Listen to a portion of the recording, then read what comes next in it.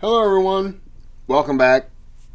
This is the Chris original, where it was originally going to be story time, but it ended up being history lesson, which wasn't really a lesson. This is basically pictures that I've taken and just various things that I've kind of picked up along the way, and so I like to share. I've already done one video of this. And I only expected it was going to be a story time. I thought it'd be an 18 to 20 minute video. Instead, it was a 41-minute video.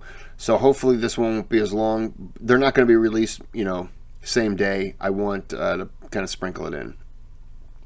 But if you'll notice, this is Major General George E. Pickett. Now, as you can probably see, there is a Confederate flag there. So obviously, he wasn't in the Union. This George E. Pickett, if you don't know, this is his grave.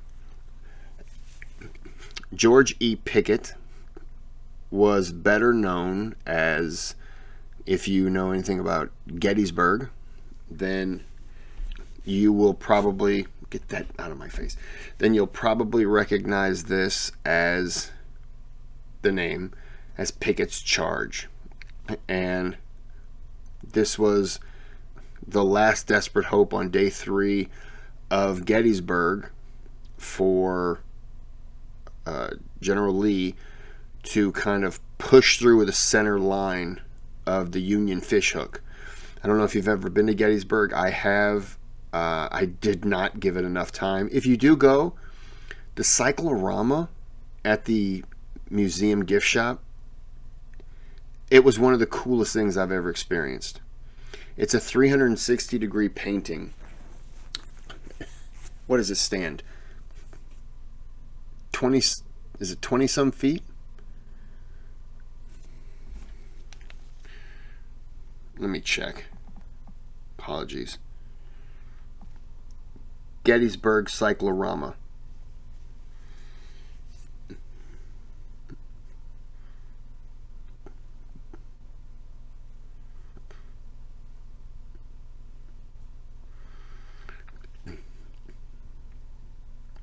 Dimensions. Okay, wow. Okay, it's 42 feet by 377 feet. It's a big ass painting.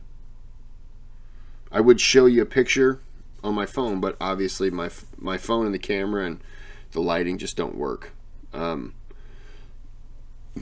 It's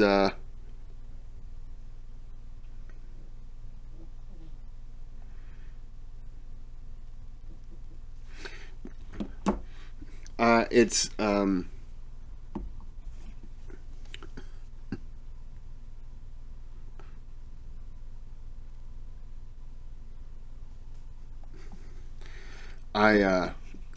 sorry.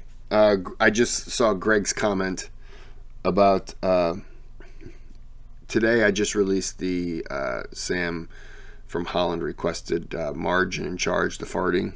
So Greg just shared a little farting episode. That was my ankle pop. Everything's popping today. My elbow in the last video, ankle now. I think I'm dying. Or my bones are quitting on me. Now I'm itching. So anyways, this is just a picture to show that I was there. I've wow, a stuttering buffoon. So this is in Hollywood Cemetery in Richmond, Virginia. And if you get a chance to go there, I know it sounds morbid. There's a lot. There's a lot to see there.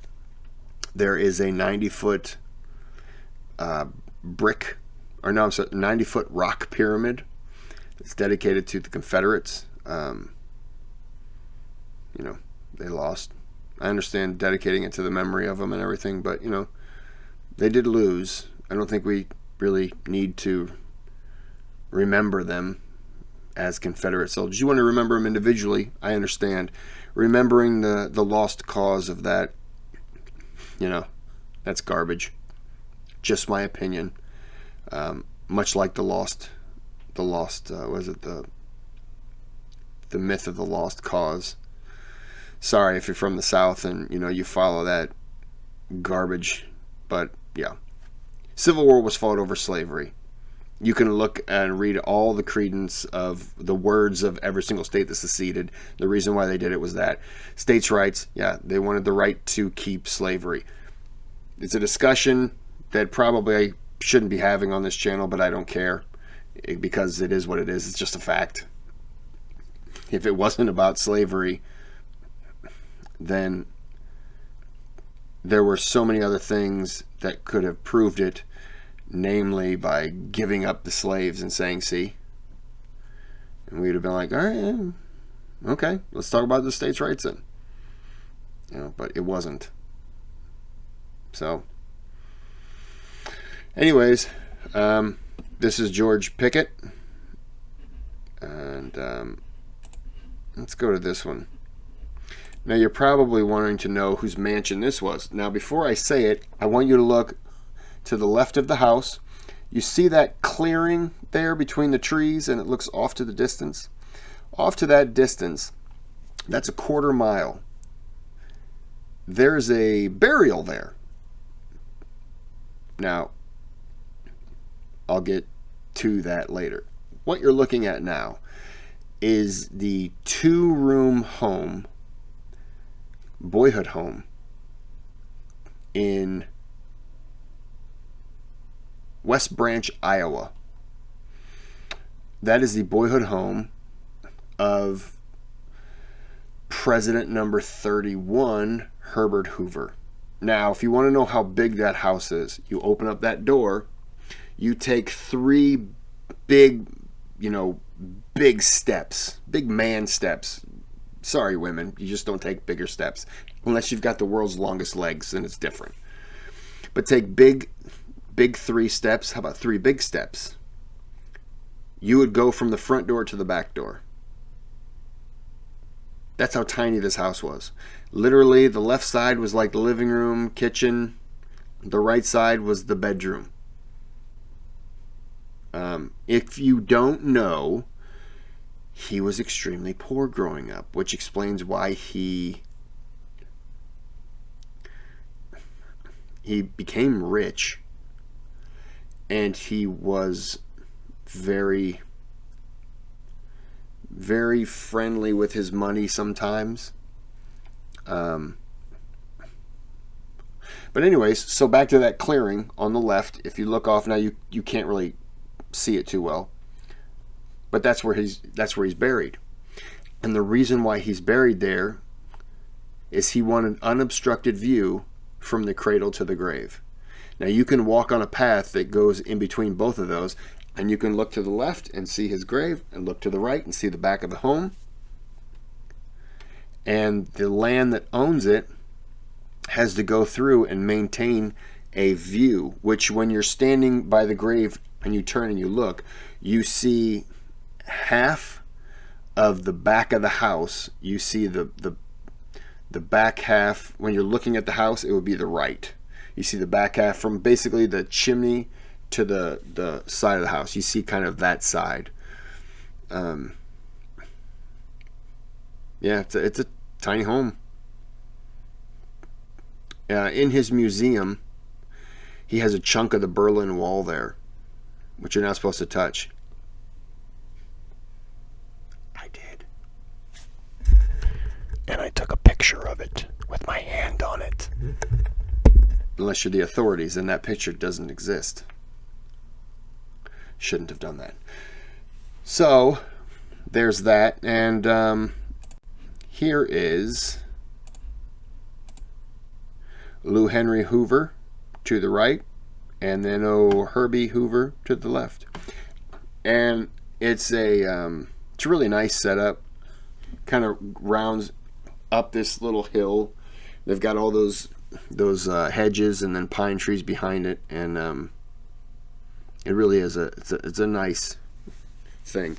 And I know this is going to sound weird, but every time I go to a grave, and I'm by myself, I always just thank them for just letting me go there. Thank them for the service that they did. I did not thank George Pickett, by the way. I'll find my picture, but I visited at Hollywood Cemetery. Apologize, Herbert Hoover. Let me finish that previous thought. As I said, there was a lot of things there. There's a grave of a girl that died. She was really young, and there is like 100-pound cast iron dog standing over her grave. Now, I've heard two stories of this. One of them is that this girl was killed, and they never found her grave, or never found her murderer, and no one claimed her body. And someone made that cast iron dog to guard over her soul so that she could rest in peace and she would never be harmed again. It's a sad story. The other one, the family did claim the body. She wasn't killed. She just died for whatever reason. And the family civil war was taking place. And Jefferson Davis ordered all metal and everything that could be used to be melted down and used as musket rounds. And so the family melted all their metal down and made it into a cast iron dog and put it in the cemetery, because the only rule regarding it was you could not take anything away from the dead. And this family did not want to help the Confederates anymore. Now, which one of those is true, I don't know.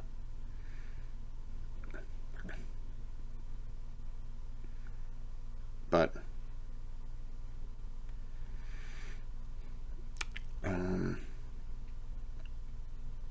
I'm having flashbacks right now of that. Oh, Hollywood Cemetery also has a section called President's Row, and 5th President James Monroe is buried there, and I don't know, 30 feet away, 10th President John Tyler is buried there. John Tyler, interesting story. When he found out that William Henry Harrison had died, I've been to his home in Vincennes, Indiana. That'll be a story for another time. John Tyler was called in, Henry Clay and all these people called him in, and they had decided, Henry Clay and all the people who were appointed, they had decided they were going to go ahead and let John Tyler continue to be the vice president, and collectively they were just going to go ahead and be the president. Now, if you know anything about Henry Clay, you know that the man ran for president pretty much every single election cycle that I think he was alive. He lost every time. He was one of those guys where they're like, Henry Clay would make a damn good president for the American people. And then they would see his name on the ballot and it was time to vote, and they were like, not this time, Henry. No, I'm going to vote for the other guy. That was just his thing. He was considered a war hawk. So I think there was also fear that that guy's going to get us into a war somehow. From Kentucky, Abraham Lincoln loved him. So just kind of tells you a little bit about him. I don't know if that says anything about him.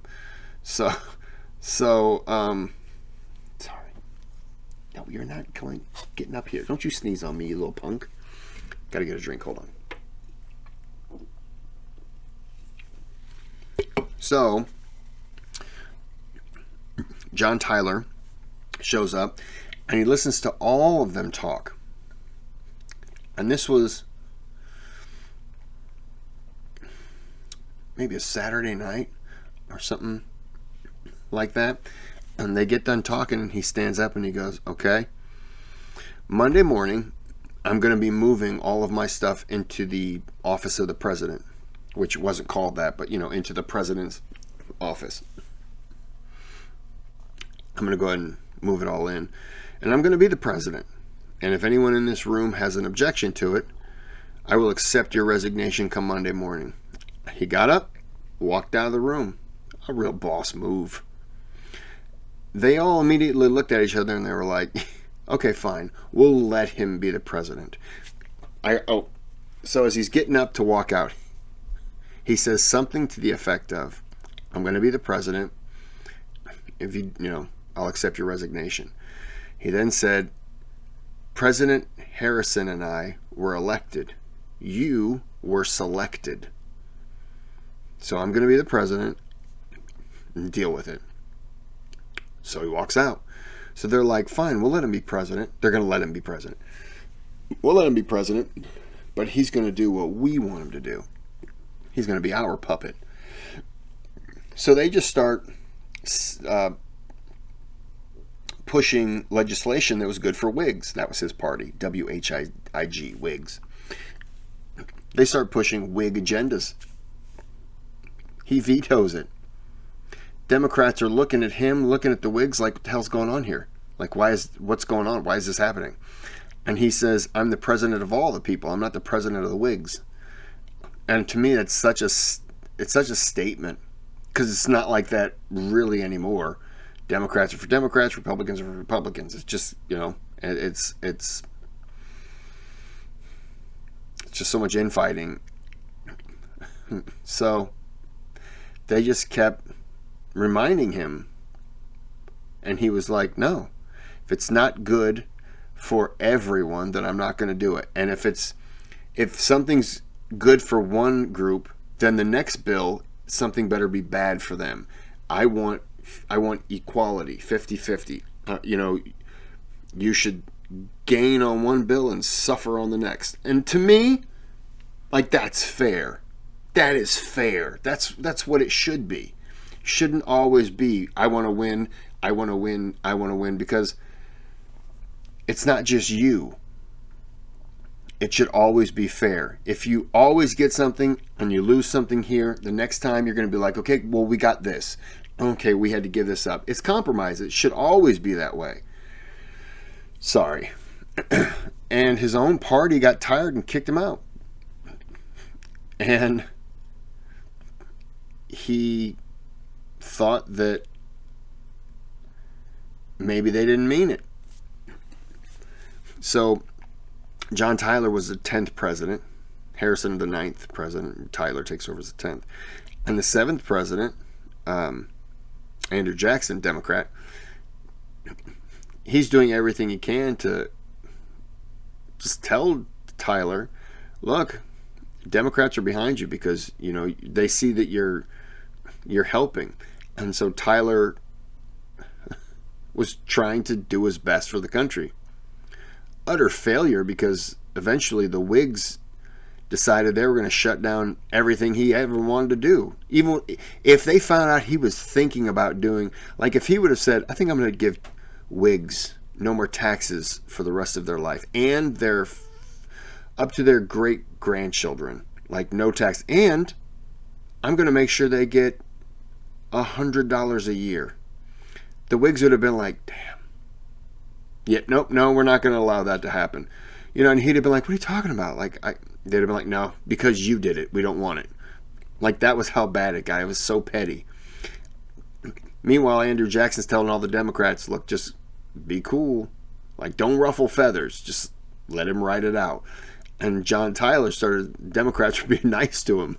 Well, they're being nice to him because his own party hated him, and he was infighting with them, and they were kind of like, well, look, here's a bill that's good for Democrats, help some Whigs, and here's a bill. They were doing what he wanted. They were kind of pushing a little more Democrat help, but they were... He saw Democrats willing to work with him. Sorry, I got a boo-boo on my thumb. He saw Democrats were willing to work with him, so he was going to switch parties. Andrew Jackson had a whole other thing coming. He did not want Tyler. And he convinced Tyler at the end, no, don't do it. So Tyler stepped aside, and kind of political career ruined. But I like to say he did what he thought was right, and it's hard to argue how you would do anything different. But yeah, apologize, Herbert Hoover. I know this isn't what you wanted on your pictures. Let's move on to another picture. If you can read the bottom of the screen, this is the home of Benjamin Harrison. This is the 23rd president of the United States.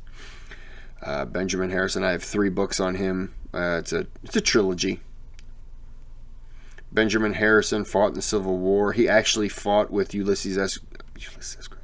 He actually fought with General William Tecumseh Sherman on his march south, and participated in the burning of several towns in the South. Oh, hold on. So, getting to the South, the burning of the South. This has nothing to do with Harrison. Woodrow Wilson's family was born in my last name is Stanton, Stanton. He was born in Staunton, which they still pronounce it Stanton. So his father was a preacher and everything like that. I apologize, Benjamin Harrison. This isn't Benjamin Harrison is the grandson of William Henry Harrison. So, just side note, I'm sure you probably knew. Damn.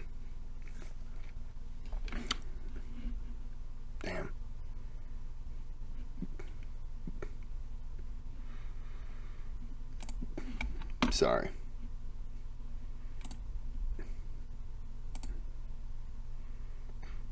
No.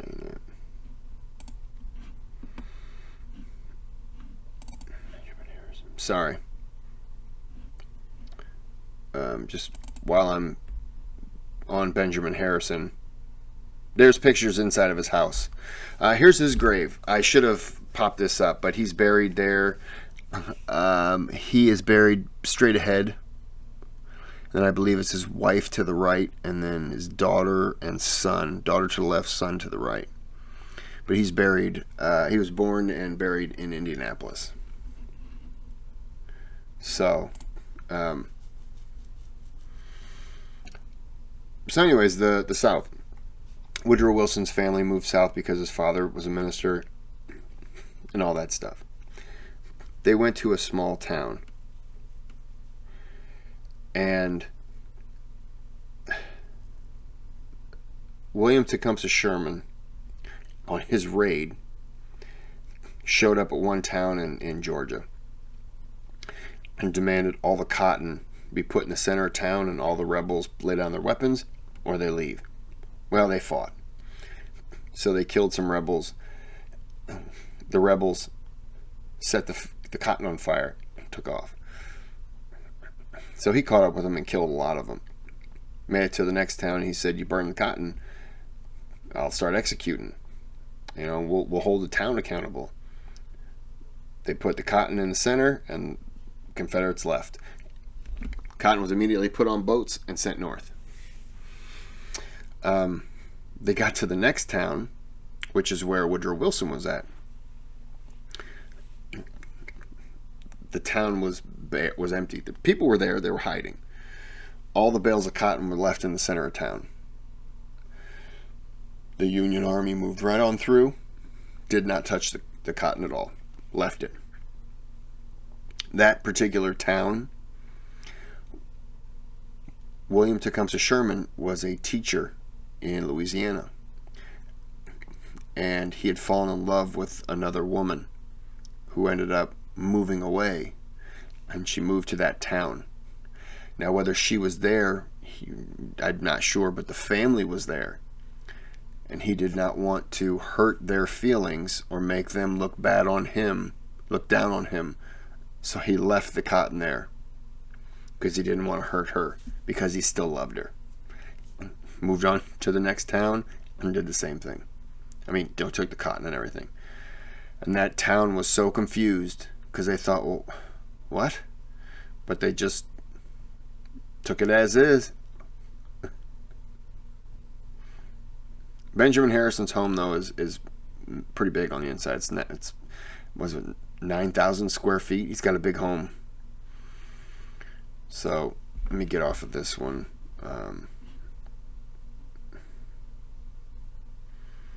We'll go here. Why not? I know what you're thinking, Chris. Whose home is this? Well, you're looking at the front of the 7th President Andrew Jackson's home. This is called the Hermitage. Now, only the front of the home is painted white. The side, if you're standing right here and you look over there, it's brick. And the reason is Andrew Jackson became president, and his son, he had adopted sons. His son, 25 minutes. His son wanted to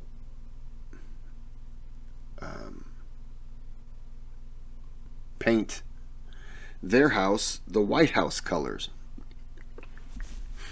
And Andrew Jackson was like, okay. And he wanted to paint the whole thing. And Andrew Jackson was like, no, just save money on the paint. Just paint the front. That's where people look. So just painted the front of the house white and the rest of it's brick color. Andrew Jackson. The guy had a lot of money, but he was cheap. But, I mean, it's a funny story. I did one of the tours where I could go in and take pictures. It was a premium tour. And I was in there for about 2 hours, and I got to walk out on this balcony here and take pictures and everything. And it was funny because there was a fire extinguisher, like sitting over here. And the guy goes, it's all authentic to the time. And it's a beautiful view when you're standing up there and you get to look down this Bowling Green kind of thing. And he goes, this is all authentic to the time. And I said, was that Andrew Jackson's fire extinguisher too? And he goes, look, man, we got to keep, safety around. That just made me laugh. I was like, yeah, I'm sure.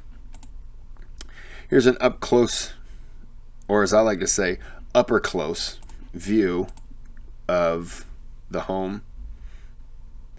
Pillars are really just, and you can see there's put in sections if you don't know that. But yeah, it's a beautiful home. Staircase when you walk in kind of goes up. Grand staircase kind of goes up and turns. Excuse me. Wallpaper from that era still. This house, of all the presidential homes and everything, like the Mount Vernon Ladies Society owns Mount Vernon, but the Ladies Society, they own quite a few homes. This is actually owned by like a museum.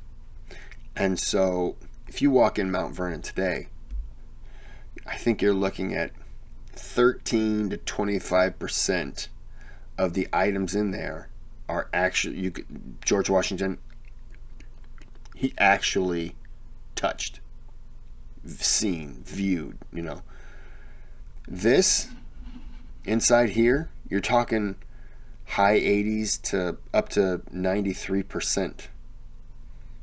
So if you're looking for a more authentic tour, he's just north of Nashville. I did a 7-hour drive. I took off at 2 a.m. No, I got up at 2 a.m. I took off at 3 a.m. and I arrived at 10:30. My premium tour, I had a VIP tour.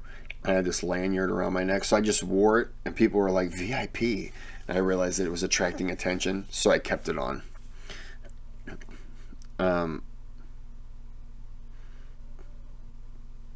It's my dog snoring. But I got there at 10:30, and then I ate in their cafeteria. It was good. It was like a Reuben sandwich or turkey sandwich. I don't remember. It was good. It was named after someone. And then visited the gift shop, and then it was hot. It was like 107 degrees that day. It was very uncomfortable. And it's humid. So I stayed inside, did my tour, and my tour started at 1:30 and it ended at 3:30. I think I ended up leaving there at 5, and then I drove straight home. So it was a long day, but it was an awesome day. And then this is where he's buried. Now, he I believe he's buried here, and this is his wife. Andrew Jackson, I'm not exactly fond of this presidency, but I'm fond of the man's life. His father died the day before he was born. He became an orphan at the age of 12 when he was captured. He was captured in the Revolutionary War, him and his brother. He refused to shine British soldier's shoes. So the guy drew a sword and Jackson blocked it, got hit in the hand and in the head, and he carried those wounds for his life. His brother got hit in the head, and it might have fractured his skull, and it got infected, and his mother found out where they were. He had an older brother that did die fighting in the Revolutionary War.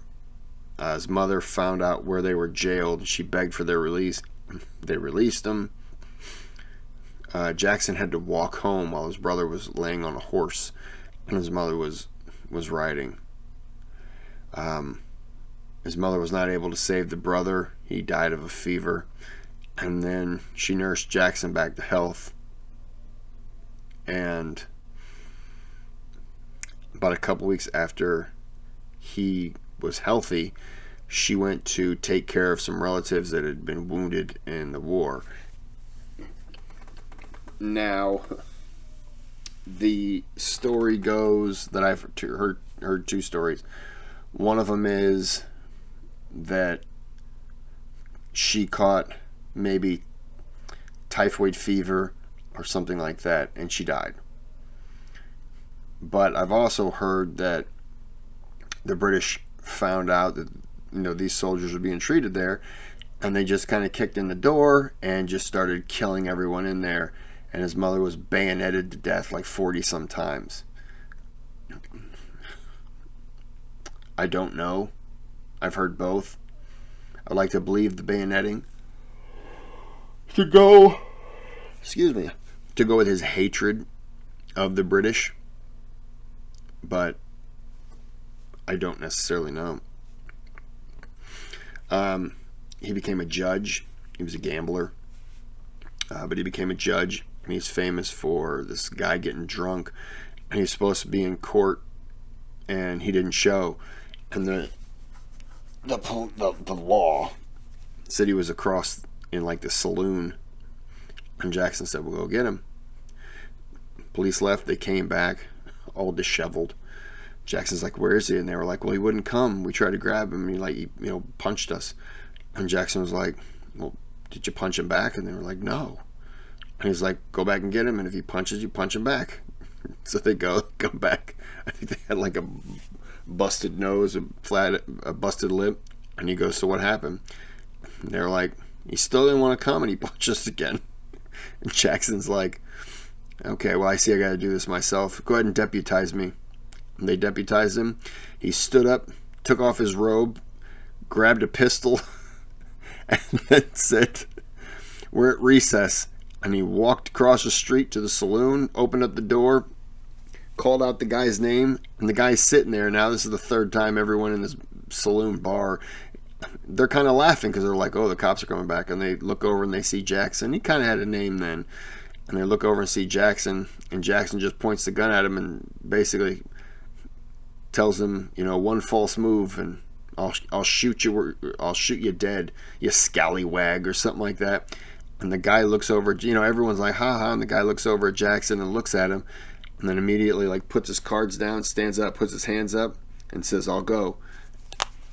Police grab him, take him away, go to court. He gets sentenced. On the way out, some of the people at the bar and everything, they're like, "Why'd you give up?" And he goes, "I saw death in that man's eyes." The guy knew who he could get away doing stuff to, but he knew Jackson was going to pull that trigger and go back across the street and probably eat a sandwich. It meant nothing to him. Jackson was a brute. He was once walking out the Capitol or something. Somebody popped out, point blank range, tried to shoot him. Gun misfired, and he kind of looked, and everyone looked around like, "What the hell?" The guy pulled the trigger again and nothing happened, and Jackson began to beat the guy with his cane. Somebody picks up the gun and said, "Oh, it's probably not even real." And bam, they fire it and it goes off in the air. He's a lucky son of a bitch. But yeah, I mean, the sad thing is that, he had duels and stuff like that. I'm not going to get into the they call it the Indian Removal Act, but his wife, if you know the story, Jackson met her. She was with a terrible, drunken, abusive guy. In those times, it is what it is. She ends up, Jackson loved her. He took care of her. She tried to file for divorce. Well, she tried to get a divorce. The guy approved. Jackson and her went off and got married. But I guess the guy said it, but he didn't actually go do it. And so he then used that in court against her, saying she had cheated and everything like this. And Jackson stood by her and was like, it was a misunderstanding. Da, da, da. So anyways, when I'm tired, when he was going to run for president, he was against John Quincy Adams. John Quincy Adams wasn't saying evil things, but his people were, and they were basically calling her a whore and all kinds of things. She begged Jackson, "Don't run, and if you win, don't take it." And Jackson was like, the country needs it, da da da. And unfortunately, the night Jackson won his presidency, found out he had won, I think his wife, she was devastated. And she suffered a heart attack or a stroke that night. Just debilitated her. And then a couple weeks later, she suffered a heart attack or a stroke again. And she died. And Jackson mourned, buried her, and then immediately left for Washington, D.C. because he said people were telling him just stay and mourn. And he said the people wouldn't understand. They've elected me. I have to be present. It's a tough decision to make. And, but he came back home and he took care of the grave here and just, he loved his wife. You say a lot of things you want, but the man did love her. So let's move on to another picture. So this is the most famous picture that you will ever see of Abraham Lincoln's home. And that would be where Lincoln is sitting like somewhere in here and he's with his son. In fact, let's see if I have that picture.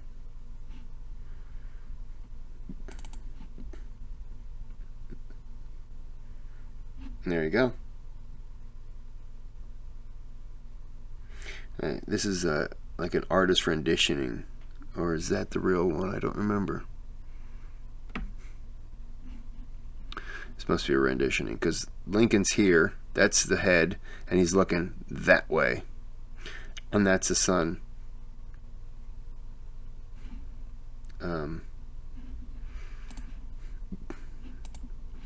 By the way, if you've never been to his grave, that's right outside the tomb. You have to rub his nose for good luck. It's a tradition, and yes, I've done it. What was this? Oh, yeah, that's nothing. If you've ever been, I apologize for the blurriness of this picture, but this is the original model that the monument in DC was made after this. This is the original, and it's when you walk in the door, you walk in, that's the entrance to the tomb. You walk off to the right here, and you walk this big circle, and you come back around. Just for the people who ever decide to make that trip. And then here's where he's buried. Now, he's not buried actually in here. He's buried 10 feet beneath this, encased in concrete. And my understanding, every 50 or some odd years, he's dug up and checked, or maybe 100 years, I don't know. He's dug up and they check that he's still there, because there was an attempt to steal his body. He had so much formaldehyde pumped into his body that they said he's like a mummy. I think the last time he was excavated was the 50s. And they said everything you can imagine looking at a picture, that's what you still see. Which is kind of, kind of weird, but you can walk up and there's a window here, but you can't see anything when you look into it.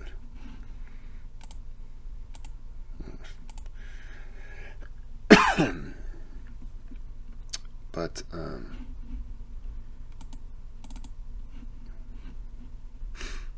sorry, seeing if there's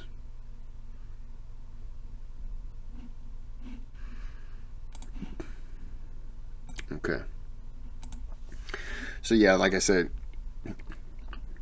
and if you're ever in Springfield, Illinois, this gravel road here and here, this house here, all these properties that you see are maintained by the parks. The parks.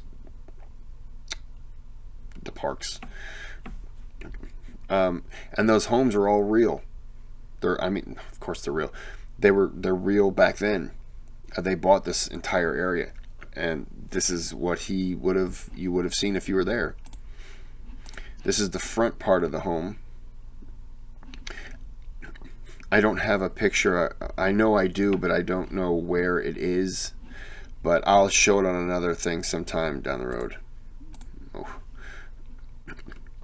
When you go in here, this used to be one story, and then Abraham Lincoln was gone, and Mary Todd Lincoln added a second story when he was gone. So he must have been gone a while. She came from money. But when you walk in, there's a staircase right here. The little walkway to go to the kitchen, which is blocked off, and he's got one of his hats, his real hat, and they encourage you to use the hand railing, which is original, and they said you're actually touching Abraham Lincoln when you do that. It's very cool. And then, I already had the picture up there, the funeral picture. So yeah, I'm going to go ahead and end this here. I'm getting tired. But this is a story time video number 2. I've got plenty more. A lot of things to share. But if you like it, give it a thumbs up, because I appreciate it. If not, then you don't have to. But, to each his own. I'm sorry, to each their own. But I'm going to stop this here, but I do appreciate it, and like and subscribe and all that stuff. And have a good day, have a good night.